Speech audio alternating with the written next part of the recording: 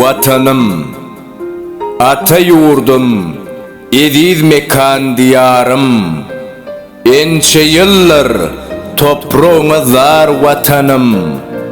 Yat yurtta gezsemem, kalbimde barım.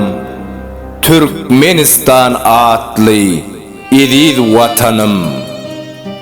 Neçe oğul gaydanlar sennen, uzaklarda seni küyseyen şennen.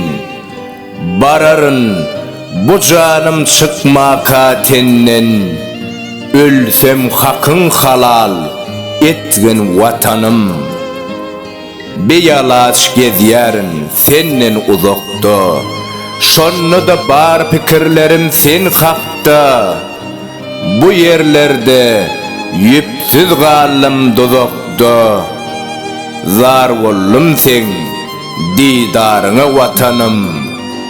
Veys yazdı, toyçu okudu, senin gımmatın bilip. Nesip bolsa barsam sayağına gülüp. Türk ilini bilmeriz biz uzak galıp. Allah'ım senin daş koymasın vatanım. Sağ aman dolunun öy ocağında, vatanından ayrı düşen doğanlar. Sağ aman dolunun öy ocağında, diyarımın görküne zar olanlar. Sağ aman dolunun öy ocağında. Dilek etdiyen ediz Allah'a sığınıp, gaydıp gelin iyiliğinize begenip.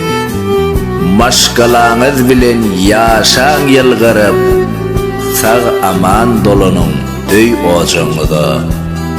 Bilyerin ağırdır yat yurtta gezmek, arzuvundur vatan toprağını görmek. Allah nesip etsin hemmene barmak, sağ aman dolunun öy ocağında. Vatanına garaşyar kimin enesi, kimlerin atası, kimin balası, kimin sögür yari, kimin doğun jigeti. Sağ aman dolunun öy ocağında. Veys aydar, toyçu aydar, bizim vatandan daşta.